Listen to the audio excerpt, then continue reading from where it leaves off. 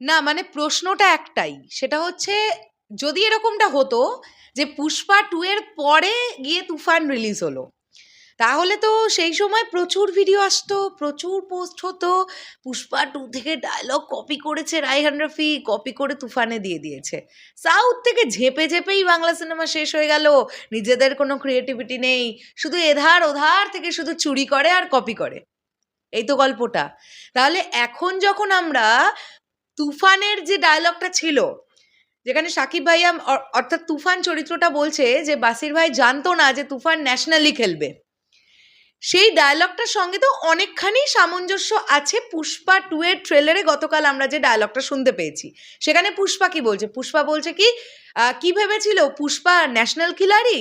না না, পুষ্পা ইন্টারন্যাশনাল খিলাড়ি। অ্যাকচুয়ালি ডায়লগটা এরকম। তো এই ডায়লগ দুটো মানে তুফান থেকে পুষ্পা 2 কপি করেছে আমি এটা বলছি না, কখনোই নয়।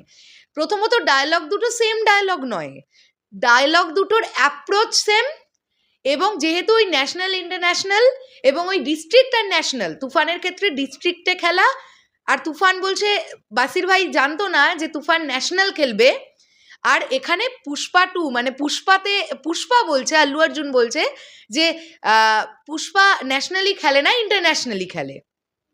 তো এই হচ্ছে ব্যাপারটা, দুটো ডায়লগের অ্যাপ্রোচ সেম, এই দুটো ডায়লগ সেম নয়, কিন্তু তারপরেও স্বাভাবিকভাবেই স্পেশালি যারা সাকিবিয়ানরা আছো তারা এই ব্যাপারটা বলছো সোশ্যাল মিডিয়ায় যে আজকে যদি তুফান পরে রিলিজ হতো, পুষ্পা 2 এর পরে যদি রিলিজ হতো, তাহলে কিছু পাবলিক রেডি ছিলই, তুফানের ডায়লগ বাবারে দেখলি পুষ্পা 2 থেকে পুরো কপি করেছে, কিন্তু এই সময় এখন কেউ কথা বলবে না।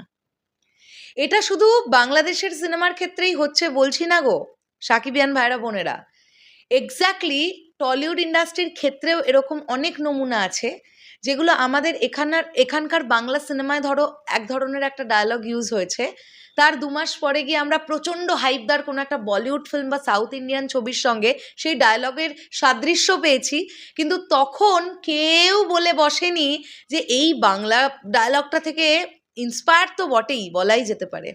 অথচ যখন টলিউডের কোনো একটা সিনেমা রিলিজ হয়েছে আর সেই সিনেমার ট্রেলার এসেছে, আমি নাম বলছি না, সুপারস্টারের নামও বলছি না, সিনেমার নামও বলছি না, আমার ভাল লাগে না আর তার নাম মুখে আনতে, তখন সেই ট্রেলারে একটা ডায়লগ শুনতে পাওয়ার পরে এখানকারই কিছু প্রচণ্ড জ্ঞানদাতা এবং বিজ্ঞ পণ্ডিত রিভিউয়ার বলে বসেছিল ওই ডায়লগটা তো ভাই ওই সিনেমা থেকে কপি।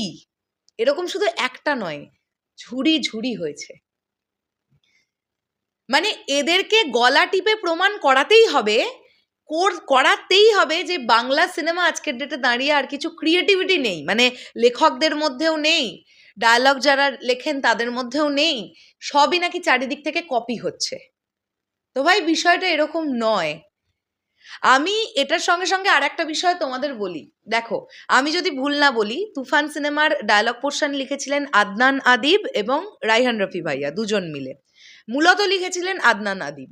তো তুফানের যখন স্ক্রিপ্ট লেভেল তৈরি হচ্ছিল, যখন ডায়লগ পোর্শন লেখা চলছিল, তখন অলরেডি পুষ্পা 2 এর কাজ শুরু হয়ে গেছিল, কেননা পুষ্পা 2 কিন্তু 300 দিন ধরে শ্যুট হয়েছে, কাজেই ওকে কপি করলো, ওকে কপি করলো জায়গাটাই আসার কথা নয়। বলতে পারি আমরা এভাবে যে ডিরেক্টর রায়হান রফি তুফান চরিত্রটাকে তুফান সিনেমায় যেভাবে প্রেজেন্ট করার চেষ্টা করেছিল বা চরিত্রটার ক্যারেক্টারিস্টিক্স যা যা ছিল, এখানে খুব ভেবে দেখো না, আমরা তুফান সিনেমায় তুফানকে একজন ডন বা মাফিয়ার চরিত্রেই তো দেখেছি, এখানে পুষ্পাকেও তো আমরা লাইক সেম, তাই না? পুষ্পা 2-তে তো আমরা পুষ্পাকে তাই ধরনেরই দেখব, কাজে অ্যাপ্রোচটা সেম হলে তো এখানে কোনো প্রবলেম নেই। কিন্তু এইটুকুনি কথাও কেউ বলে না যে এই বাংলা সিনেমা তুফানের মতন এই পুষ্পা 2 এর এই ডায়লগটা খানিকটা ধারে কাছে লাগলো, এটা বলার জন্য লোক পাবে না।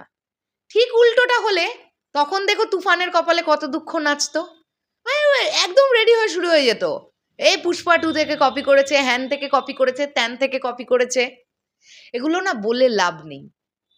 আসলে দেখো সাকিবিয়ান ভাইরা বোনেরা, এগুলো যারা বলবে বা বলবে না, যারা তুফান নিয়ে কোনো কথা তুলছে না এখন পুষ্পা 2 এর এই ডায়লগটা শোনার পরেও, তারা দিনের শেষে গিয়ে তো তুফানকে বক্স অফিস দেবে না। পরিষ্কার কথায় একটা সুন্দর সোজা হিসেব বলি, বক্স অফিস দেবে কারা? সাকিবিয়ানরা দেবে, বাংলাদেশের সাধারণ সিনেপ্রেমী মানুষেরা দেবে, যে যে দেশে তুফান রিলিজ করেছে সেখান থেকে এসেছে, বাংলাদেশ থেকে এসেছে, ছবিটা যা বক্স অফিস কালেকশন করেছে মাইন্ড ব্লোয়িং, প্রিয়তমার রেকর্ড ফেকর্ডকে ভেঙে দিয়েছে। সো দিনের শেষে গিয়ে কে কাকে কি বলল কোনো ম্যাটারই করছে না। সাকিব ভাইয়া সাকিব ভাইয়ার মতন এগোচ্ছেন, আর যারা লেখক তারা তাদের মতন লিখছেন। এখন কথাটা হচ্ছে ডায়লগ লোকের পছন্দ হচ্ছে কি হচ্ছে না।